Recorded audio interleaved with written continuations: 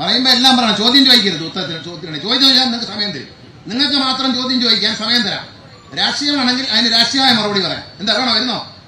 അതിനൊന്നും ഗണേഷ് കുമാർ മോശമല്ല, രാഷ്ട്രീയം കണ്ടു വളർന്നവനാ. അങ്ങനെ ചോദിക്കാനാണ് എനിക്ക് ഉത്തരം പറയാനുണ്ട് എന്ന് പറഞ്ഞാൽ 125 രൂപ കൊണ്ടുവരാൻ കഴിയുന്ന തരത്തിലുള്ള പ്രവർത്തനങ്ങൾ അവർ നടത്തുന്നു. ആനുകൂല്യം കൊടുക്കാൻ വരട്ടെ, പൈസ വരട്ടെ, പൈസ വന്നിട്ടില്ലേ കൊടുക്കുന്നത്, എന്തെങ്കിലും മിച്ചം വന്നാലേ കൊടുക്കാൻ നോക്കൂ. അല്ലാതെ മിച്ചം അതല്ലേ പറഞ്ഞു 2700 രൂപയുടെ കടം കിടക്കുമ്പോൾ അതിനകത്ത് നിന്ന് ആനുകൂല്യം കൊടുക്കണം എന്ന് പറഞ്ഞാൽ അത് ഞാൻ നിങ്ങളെ പറ്റിക്കുന്നതിനില്ല.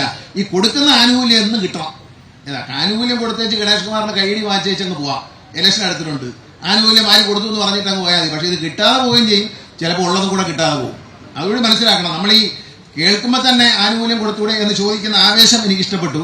പച്ച പിടിച്ചു എന്ന് പറഞ്ഞാൽ നിങ്ങളുടെ വീട്ടില് ബാങ്കിൽ കടമുണ്ടെന്ന് വയ്ക്കും, അതൊക്കെ അങ്ങ് അടച്ച് തീർത്തു, ഒരുവിധമൊക്കെ തീർത്ത് വിറ്റും പറക്കിയൊക്കെ അടച്ച് തീർത്തു എന്ന് വയ്ക്കുക. തീർത്തതിന് അതിന്റെ അർത്ഥം പിറ്റേ ദിവസം തൊട്ട് തൂർത്തടിക്കാവുന്നതാണ് അല്ല. കൊടുക്കാൻ പറ്റുമ്പോൾ കൊടുക്കും, അതിനകത്തൊരു ആശങ്കയും വേണ്ട. ആനുകൂല്യം കൊടുത്തുകൂടെന്ന് ചോദിച്ചാൽ ശമ്പളം കിട്ടാതിരുന്നപ്പോൾ ഈ ശബ്ദം ഉയർന്നു കേട്ടില്ല. ഇപ്പൊ കേട്ട ശബ്ദം അന്ന് ശമ്പളം വല്ലപ്പോഴും കിട്ടിക്കൊണ്ടിരുന്നപ്പോൾ ഉയർന്നു കേട്ടില്ല. ഇപ്പൊ 1-ാം തീയതി ശമ്പളം കിട്ടുകയും 31-ാം തീയതി ശമ്പളം കിട്ടുകയും ചെയ്തപ്പോൾ ഈ ശബ്ദം ഉയർന്നു. അത് എല്ലാം റെഡിയായപ്പോൾ ചോദിക്കാൻ ആളുണ്ട്, വരട്ടെ. അദ്ദേഹത്തിന് താല്പര്യമുള്ളൊരു മന്ത്രി വരുമ്പോൾ തീർച്ചയായിട്ടും ആനുകൂല്യം അദ്ദേഹത്തിന് വേണ്ടി എന്തെങ്കിലും ഒന്ന് മാറ്റി വെച്ചിട്ട് പോകണമല്ലോ. ഞാൻ എല്ലാം കൂടി അങ്ങ് ചെയ്തിട്ട് പോയാൽ ഞാനൊരു മോശക്കാരനായിപ്പോ. അത് അദ്ദേഹത്തിന്റെ ഇഷ്ടമുള്ള ആരെങ്കിലും വന്നാൽ അവർ കൊടുക്കട്ടെ എന്ന് ഞാൻ ആശംസിക്കുകയാണ്. അല്ല ഞാൻ ഇത് ഏറ്റുപിടിച്ചേച്ച് ഓക്കെ എന്ന് പറഞ്ഞേച്ച് അതുമില്ല ഇതും ഇല്ലാതാവും. ഇപ്പൊ കിട്ടിക്കൊണ്ട് നമ്മൾ വാടക കൊടുക്കുന്ന എങ്ങനെയായിരുന്നു, കുഞ്ഞുങ്ങൾക്ക് ഫീസ് കൊടുക്കുന്ന എങ്ങനെയായിരുന്നു, 5-ാം തീയതി ഇച്ചിരി പൈസ വരും. ആ പൈസ ബാങ്കുകാരന് ആദ്യം എടുക്കും. എന്താ പറയുക, നമുക്ക് ലോൺ ഉണ്ട്, അവിടെ ബൈക്ക് വാങ്ങിച്ചതും വീട് വെച്ചോ ലോൺ അതാ എടുക്കും. അത് കഴിഞ്ഞാൽ നമുക്ക് പൈസ വരത്തില്ല. അപ്പൊ നമ്മളെ വീടിന്റെ വാടക കൊടുക്കാൻ പറ്റത്തില്ല, കുഞ്ഞുങ്ങളുടെ ഫീസ് കൊടുക്കാൻ പറ്റത്തില്ല, അവരുടെ ആവശ്യങ്ങൾ നടക്കത്തില്ല. പിന്നെ 15-ാം തീയതി കഴിയുമ്പോൾ ഒരു പൈസ വരും ഇച്ചിരി. അത് വരുമ്പോൾ അതും എല്ലാം വെച്ചോണ്ടെങ്കിൽ ബാങ്കുകാരന് എടുത്തതിന് ശേഷം നമുക്ക് കിട്ടത്തുള്ളൂ. ആദ്യം വരുന്ന പൈസ ബാങ്കുകാരന് എടുക്കും. ഇതൊക്കെ അനുഭവിച്ചവരാണ് നിങ്ങൾ. അതങ്ങ് തീരെ മറന്നിട്ട് എന്നാ രക്ഷപ്പെട്ടെങ്കിൽ ആനുകൂല്യം അന്നേരം എന്ന് പറയുന്നത്. രക്ഷപ്പെട്ടു എന്ന് പറഞ്ഞാൽ എവിടെ രക്ഷപ്പെട്ടെന്നാ പറയുന്നത്? പ്രവർത്തന ലാഭം. ഇന്ന് 100 രൂപ ചെലവഴിക്കുമ്പോൾ അവിടെ 110 രൂപ കിട്ടി. അപ്പൊ 10 രൂപ കിട്ടി. ആ 10 രൂപ കിട്ടിയെങ്കിൽ അന്നേരം എന്ന് പറഞ്ഞാൽ ഇത് നടത്തിക്കൊണ്ട് പോകണ്ടേ? ഡീസൽ അടിക്കണ്ടേ? പൈസ കൊടുക്കണ്ടേ? ഡീസൽ നിങ്ങൾ വാങ്ങിച്ചുകൊണ്ടിരുന്ന മുൻപ് കാലങ്ങളിൽ വാങ്ങിച്ചിരുന്ന 2 രൂപ 60 പൈസയ്ക്കാണ് കുറച്ചു കൊടുത്ത ഡീസൽ.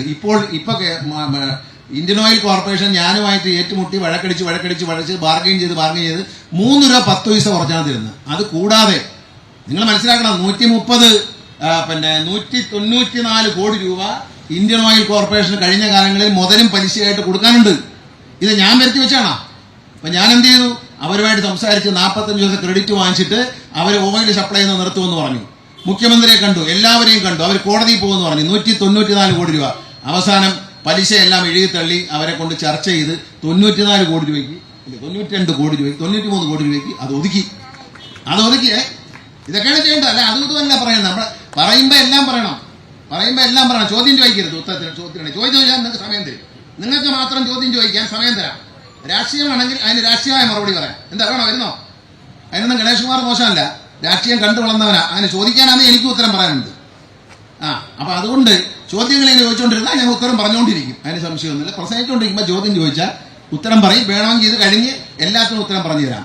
ആവശ്യമില്ലാത്ത ഈ പറഞ്ഞ ഒന്നും കിട്ടായിരുന്നപ്പോൾ ഒരു പരാതിയില്ലായിരുന്നു. ഇപ്പൊ എല്ലാം കിട്ടിത്തുടങ്ങിയപ്പോൾ ഒന്ന് മെച്ചപ്പെട്ടു തുടങ്ങിയപ്പോൾ സമൂഹ മധ്യത്തിൽ KSRTC ജീവനക്കാരന് ഒരു മാന്യതയുണ്ടായി.